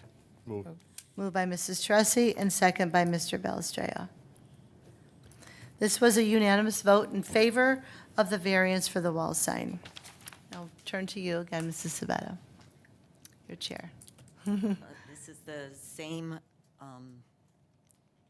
at the BZA, we did put all three of these together as one because it is remotely working around the building and in the entrance. Thank you. Any further questions or comments? Roll call on the motion to approve. Mr. DeJohn. Yes. Mr. Monaco. Yes. Mrs. Teresi. Yes. Mr. Balestria. Yes. Mr. Mano. Yes. Mrs. Sabetta. Yes. Mrs. Snyder. Yes. This resolution has been approved. Moving to resolution number 2023-67, there are two corrections. It was introduced by Councilwoman Susan Sabetta and not Councilman Michael Balestria. Right. And also, it's in denying. So those are the two corrections on this resolution. Go ahead. That's what it says. Resolution number 2023-67, a resolution confirming the action of the Board of Zoning Appeals of the City of Mayfield Heights in denying to Dan Buttry, Verizon Global Real Estate, on behalf of Verizon and First Mayland Properties, 5870 Mayfield Road, a variance to install a second F3 type monument sign at the southern site entrance of the building, Cuyahoga County Permanent Parcel Number 861-28-046. First reading. Is there a motion to suspend the rules? Moved. Moved by Mrs. Tressi, second by Mr. Belstrea.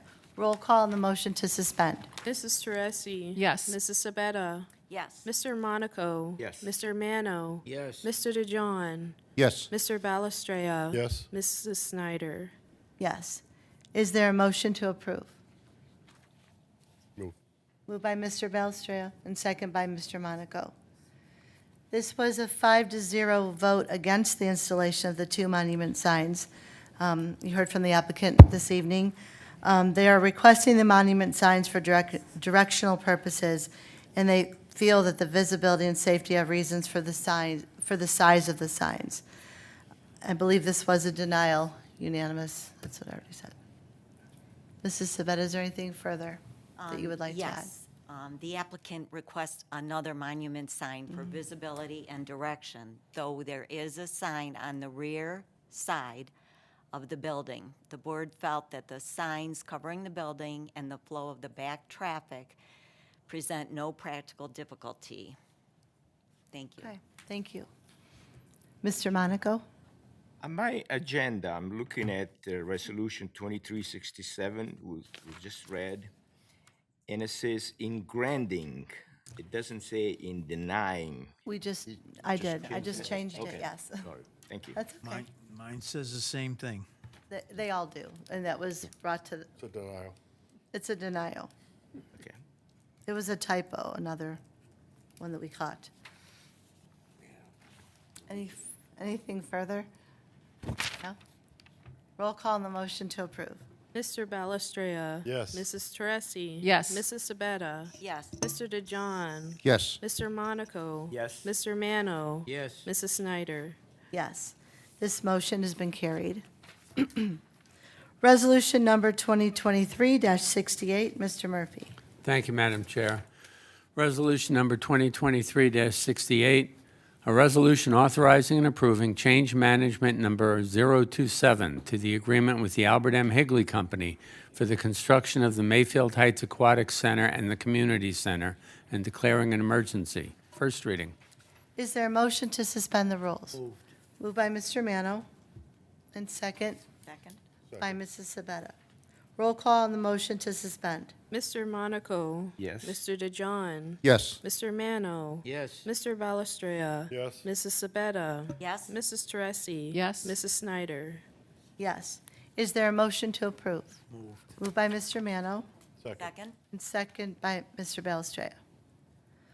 All members of council should have received a change order request. This is a change order to authorize additional money for various revisions to electrical and plumbing systems in the new aquatic center. The additional costs are not to exceed $66,130. There were 4 items that were brought to our attention during the last meeting. One was the upgrade panel to the service department.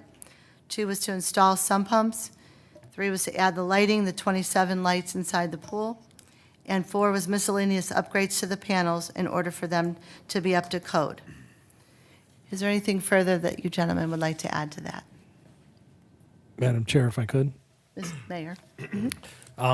In this last meeting, maybe it was my fault that I didn't explain properly that the $66,130.66 is already in the budget. So the budget numbers you have seen. So we're not adding to that budget number that you saw last meeting. So I just wanted to make sure that council realizes that that 66,130 is already in the budget. Mr. Murphy. Sorry. Thank you. Thank you.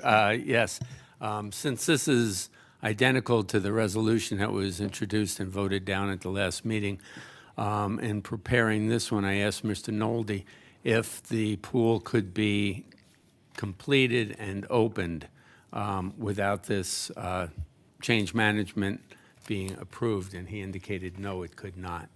So that's been added to the legislation in the whereas clause, that the revisions to both the electrical system and plumbing system must be constructed, without which revisions the aquatic center cannot be completed and opened. Correct, Mr. Nolte?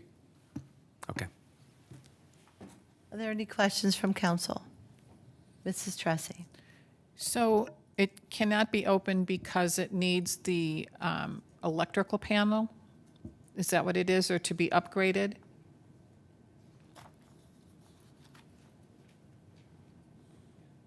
We have Chris Trout from Level Heads here as well, but, I mean, if we don't have this change management, approved, we cannot open the pool. So there's maybe aspects in there that don't relate directly to the pool, right? Like the changes to the service center, but, as they were presented as a whole, we do need that to be approved. I'm sorry. That's okay. Instead of really lights for the pool, because the pool has lights already. The lights are already in there.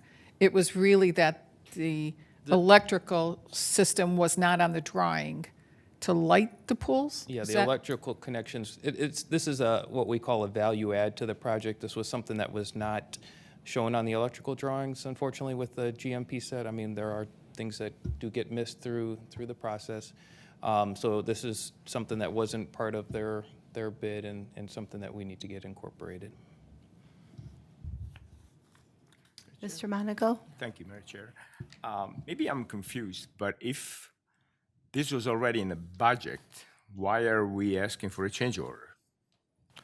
So this is in the overall project budget, but it is not within Higley's contract. So this is giving authorization to apply the costs as we kind of went through with the committee of the whole presentation, from the allocate money from the soft costs to A.M. Higley's contract. That's a change order to their contract.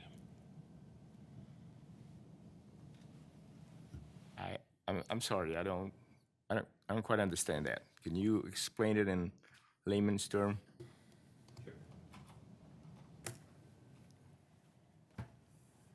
I'm just going to pull up my presentation from the committee of the whole.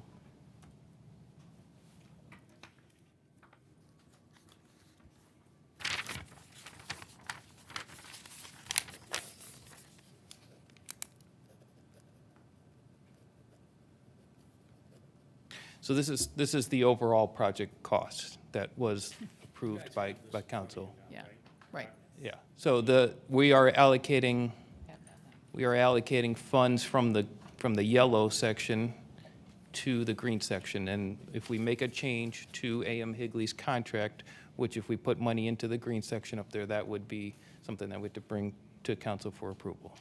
Okay. But it doesn't change the overall project cost. Jason, could you talk a little bit louder? Sure. Sorry.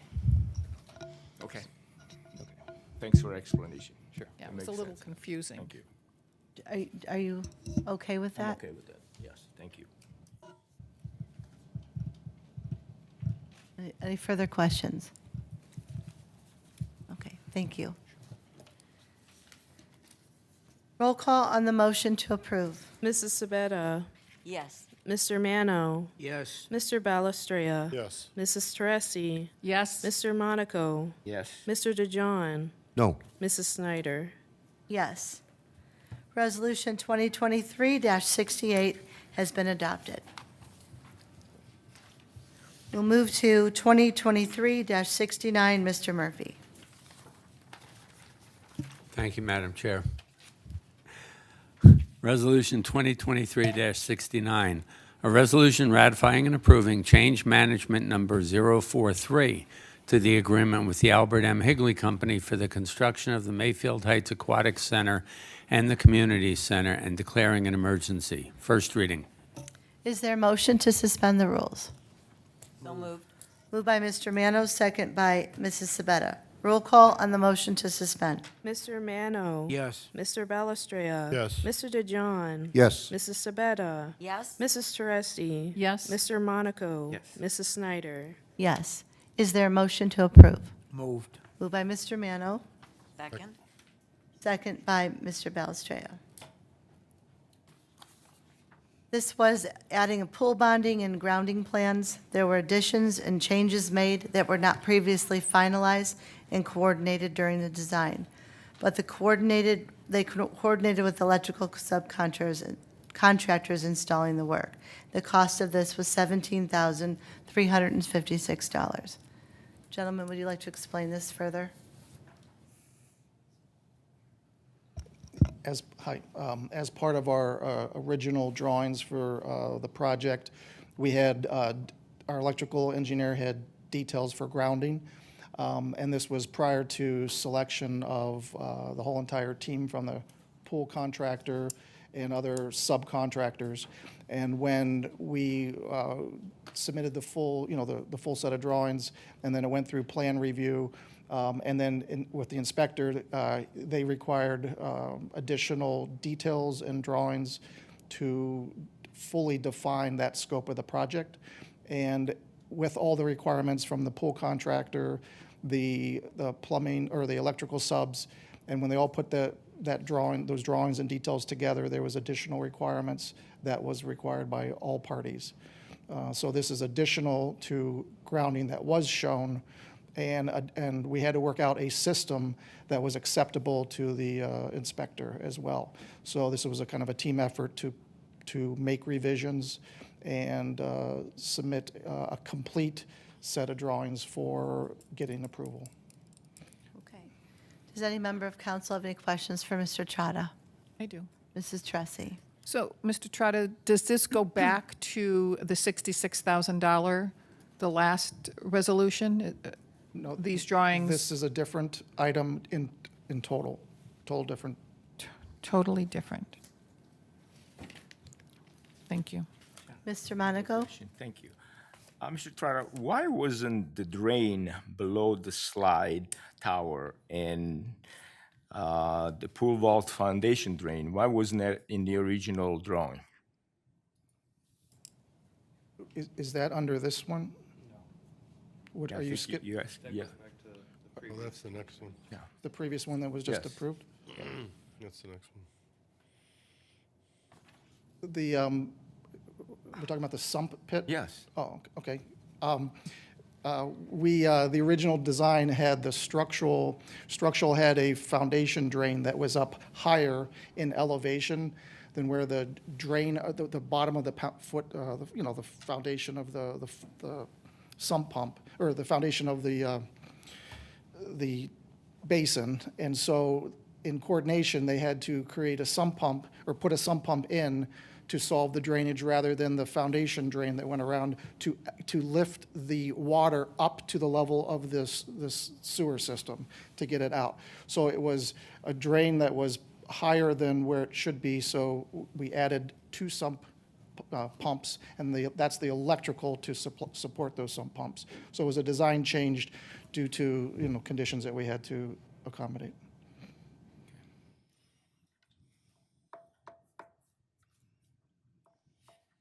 Thank you. Good.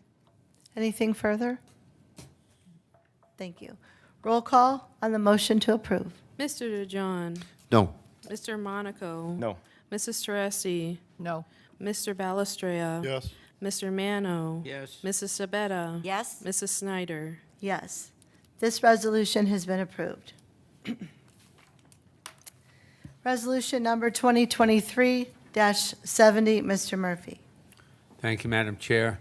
Resolution 2023-70, a resolution ratifying and approving change management number 045 and number 046 to the agreement with the Albert M. Higley Company for the construction of the Mayfield Heights Aquatic Center and the Community Center and declaring an emergency. First reading.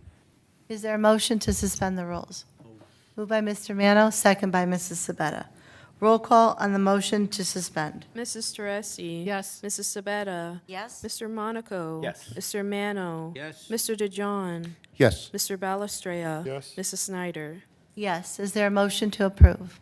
Moved. Moved by Mr. Mano. Second. Second by Mr. Balestrea. All members of council should have received the change orders regarding this resolution. The total cost of the additional work is $4,705. Change order 45 deals with grill changes and pleniums for the gym. Change order 46 deals with the revisions to reflect the changes related to the Ohio Department of Health's review of the WTI aquatic drawings for the aquatic portion of this project. Does any member of council have any questions or concerns? Mrs. Tressi. Can Mr. Nolde explain a little bit more on this one? Mr. as well? Nolde and Mr. Trotta. Yes.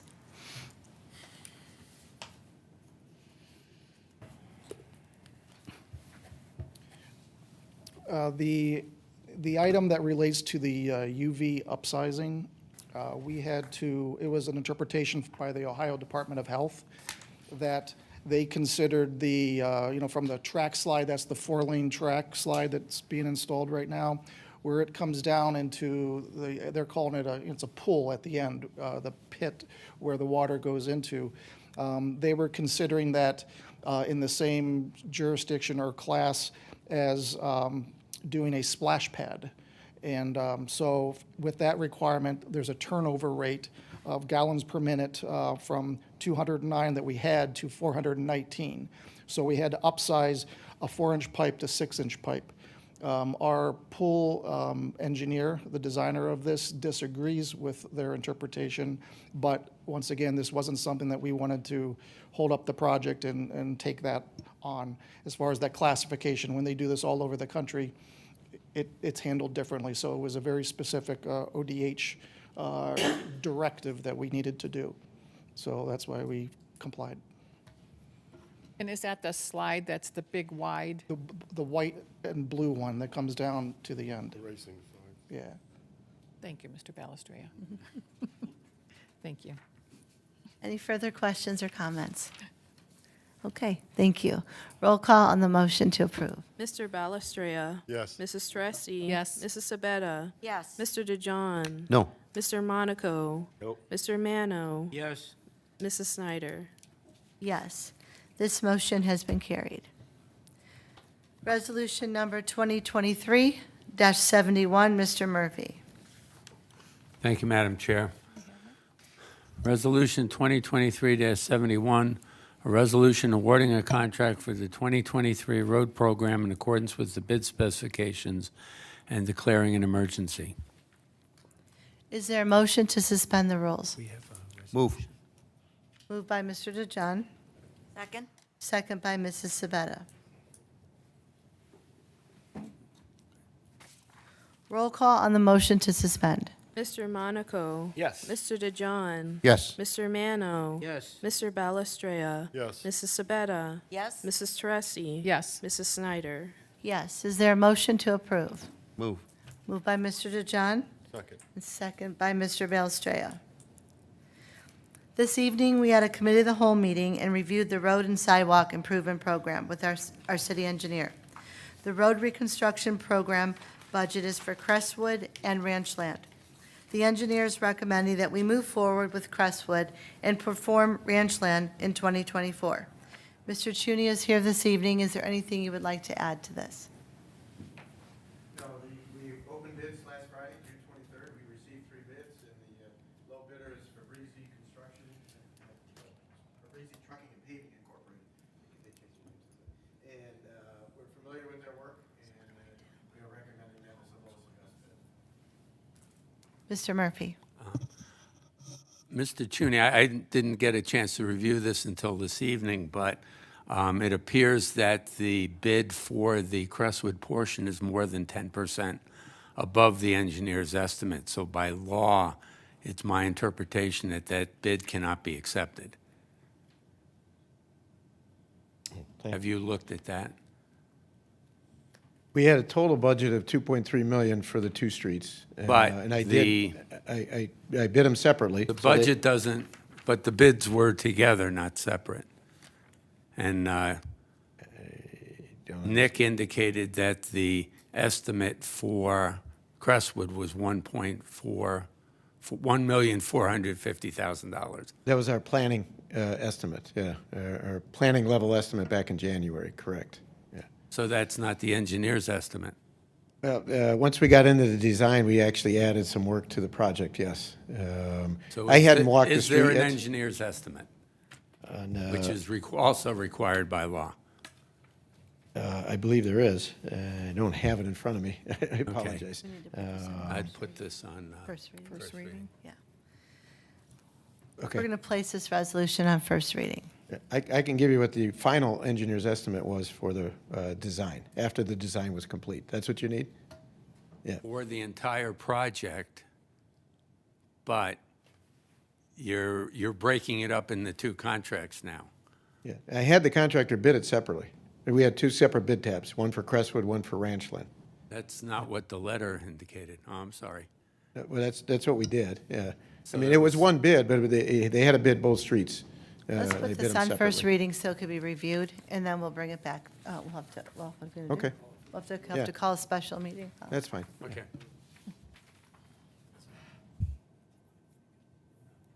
I gotta read it. He's saying that he separated them. That's not what the letter All right. says. Madam President, if we put this on a reading, which we're going to, is this going to delay the project? They have 120 calendar days to finish the project, so they have 4 months, basically. But they can't start until the contract's awarded. No, I So if you understand. don't award it until September. It'll be a problem. If you wait till September, it'll be a problem, right? it will We be- can call a special meeting this week, or early next week. What I would suggest is passing or adopting the resolution, and then I will look at it, and if there's any problem, then we can rescind that. But we would like to get that done tonight so that we don't delay the project. Okay. I'll talk with Mr. Chuney and his staff about what the letter of recommendation says in the estimate. But yeah, yes, I would be happy to have this passed tonight. What do you say, at 120 days? That's the time of construction.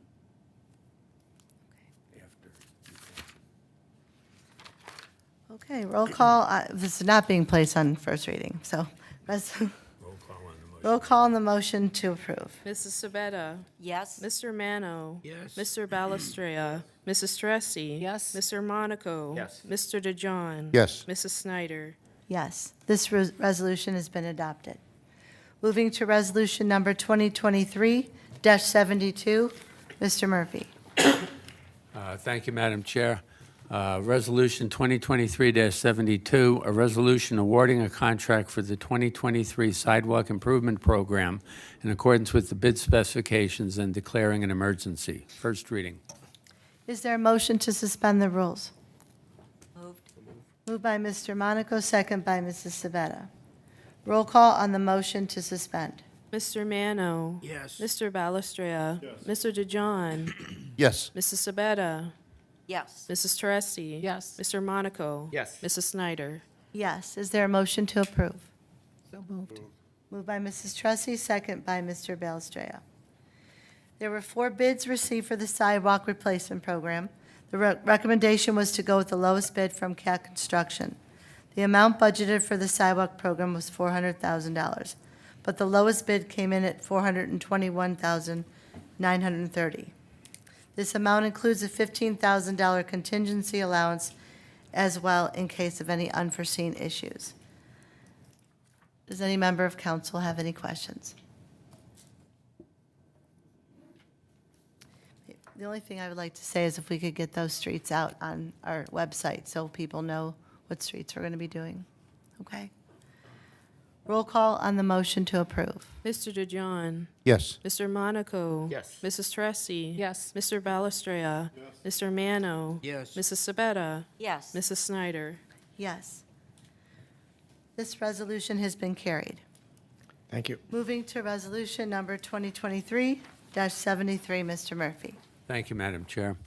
Resolution 2023-73, a resolution authorizing the mayor to enter into a contract with Brady Signs for the purchase of a signage package for use at the Mayfield Heights Aquatic and Community Center and declaring an emergency. First reading.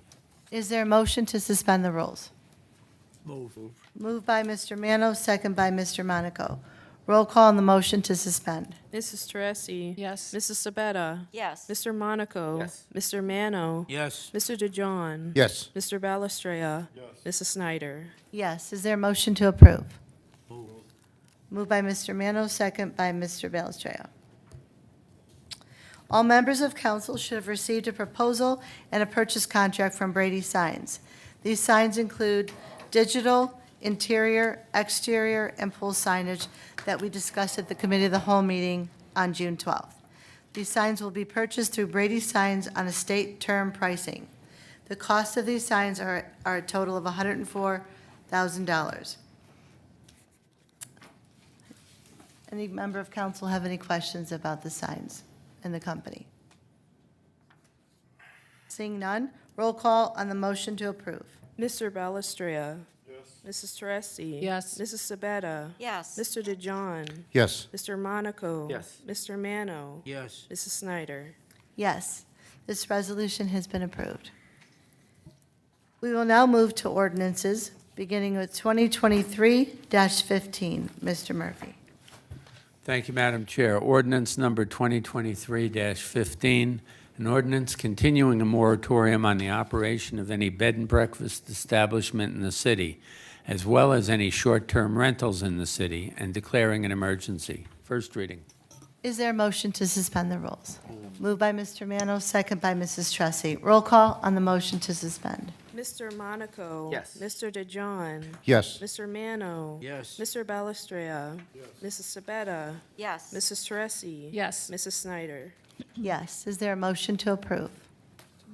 Moved by Mrs. Tressi and second by Mr. Belstrea. This ordinance will continue a moratorium on bed and breakfasts through the city through December 31st, 2023.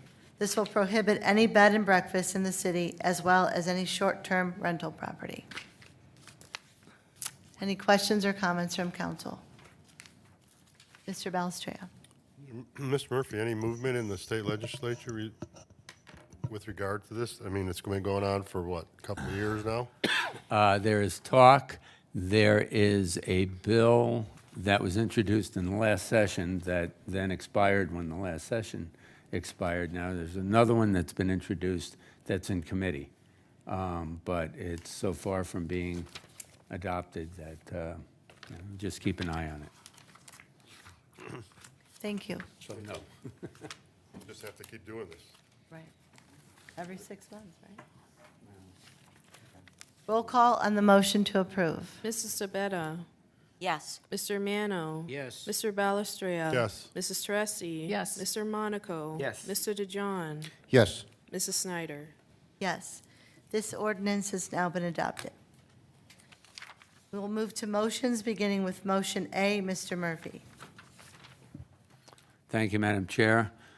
A motion to approve the final site plan for a new 4,000-square-foot, single-story building for Verizon located at 5870 Mayfield Road with the stipulation that there is an addition of a curb on the west property line.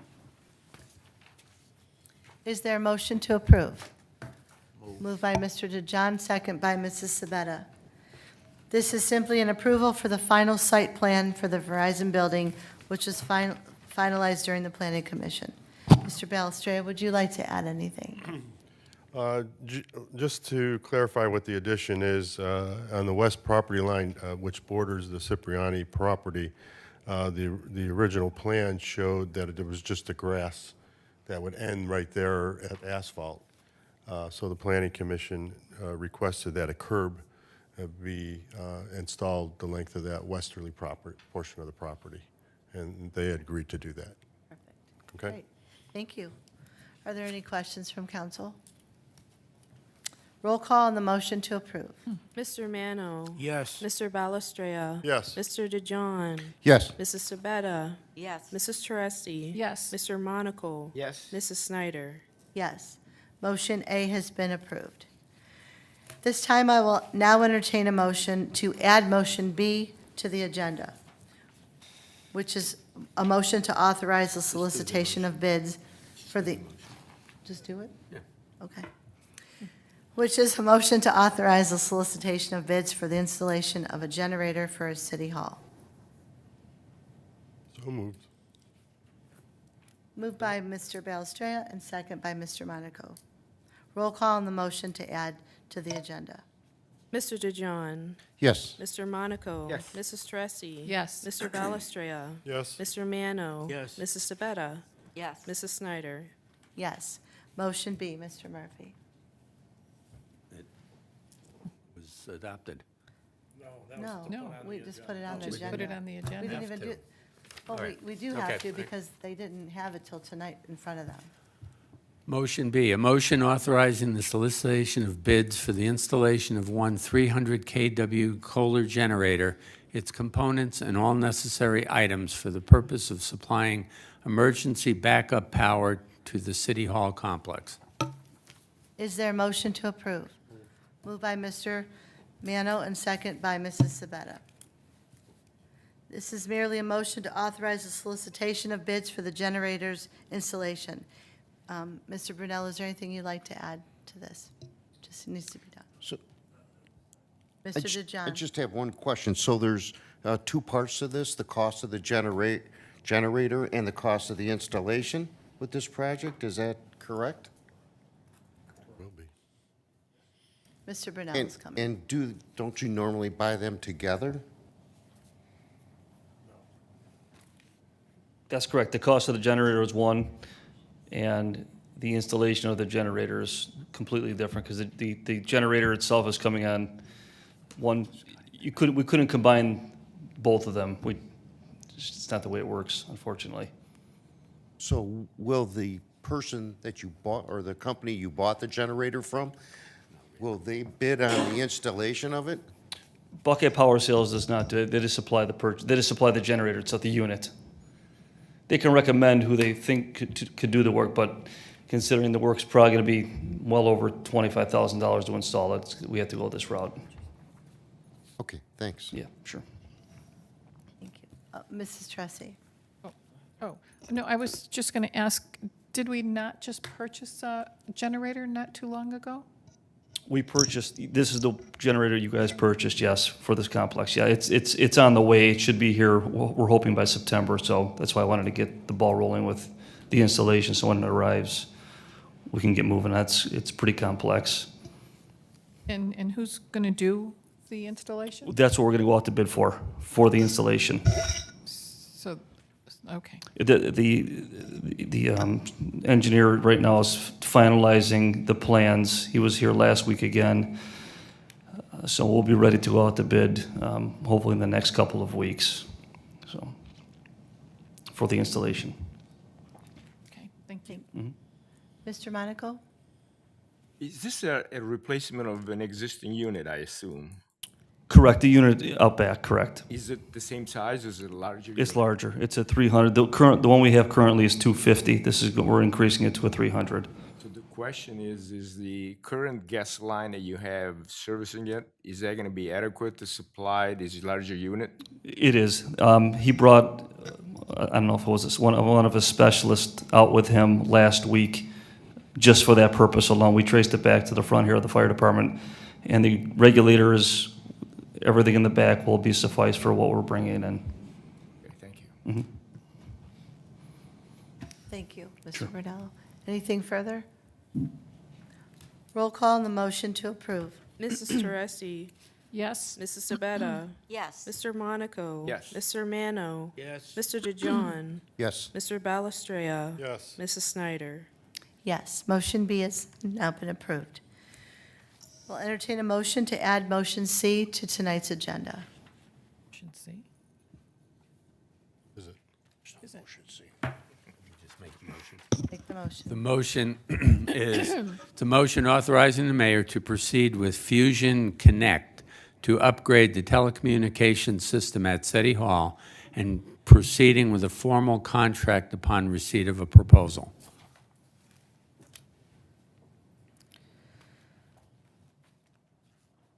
He made the motion. Moved by, Do we have to add it to the agenda? that's what I'm doing. I'm moving it So to add moved. to the agenda. Moved by Mr. Balestrea. Second by Mrs. Sabetta. Roll call on the motion to add C to the agenda. Mr. Balestria. Yes. Mrs. Teresi. Yes. Mrs. Sabetta. Yes. Mr. DeJohn. Yes. Mr. Monaco. Yes. Mr. Mano. Yes. Mrs. Snyder. Yes. Motion C has been read by Mr. Murphy. Is there a motion to approve? Moved by Mr. Mano and second by Mrs. Sabetta. Discussion. Mayor or? Give it to The mayor would like to explain, but give him a minute. I had to find Nick's email. Why didn't we have something in front of us? So, well, It was added because today. Nick just sent this to me, and he didn't realize, I told Nick, I can't approve it without council approval. He said, he sent it over and said, sign this, they need it. I said, well, it doesn't work that way. So, and what it is the contracts for Fusion, it gives the city our PRI phone numbers. So Fusion is requiring all of their customers who currently have a copper line be upgraded to a fiber line. That's what this is about. So they waived all installation fees, and he's been working with them over the last few weeks to get everything converted smoothly. But if we want to avoid any interruptions in getting the new phone line up and running, we need to do this as soon as possible. So that was Nick's explanation. So in order to have Fusion do what they need to do, change the line, he sent me these contracts. So Is it, Nick now knows that I can't sign those, so. Is there a cost attached to that? You know? Go ahead. Go ahead. There is no cost attached. This is just authorizing Fusion Connect to begin the process and provide some information. They will submit, according to Nick, a proposal in the future with regard to cost that council will review and decide whether or not to go forward with. But in order to start the process, even though there is no cost to the city, in order for the mayor to authorize that, I thought that it would be best for council to say, yeah, go ahead and start the process. And then it'll come back to council when there is a cost involved. Right now, there is no cost involved. Mrs. Sabetta. Yes, AT&T is now doing this for residents, for internet. If you have a copper line, they will no longer be servicing. Our streets are all going through fiber now. So this is going to happen. Any further comments from council?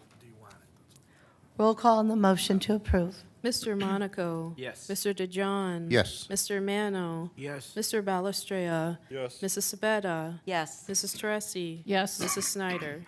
Yes. Motion C has now been approved. I need a motion to enter into executive session for the purpose of economic development. So moved. Moved by Mrs. Sabetta, Second. second by Mr. Balestrea. It is now 8:20, and we will enter into executive session.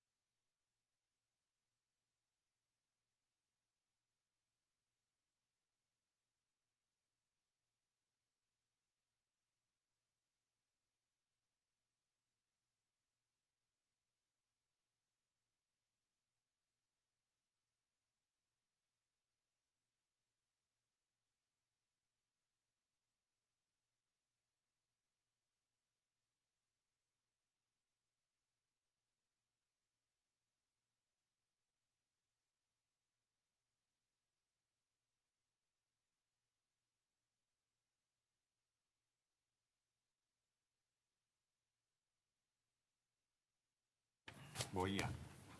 It is now 9 o'clock. The meeting is reconvened. Is there any new business or comments from council? Yeah, we're good. Okay, I will entertain a motion to adjourn. For the Moved summer. by Mr. Monaco. No. Second. Second by Mrs. Savetta. All in favor signify by saying aye. Aye. Opposed? September. Yes. Thank you, everyone. It is now 9 o'clock, and we are now adjourned. See you in September.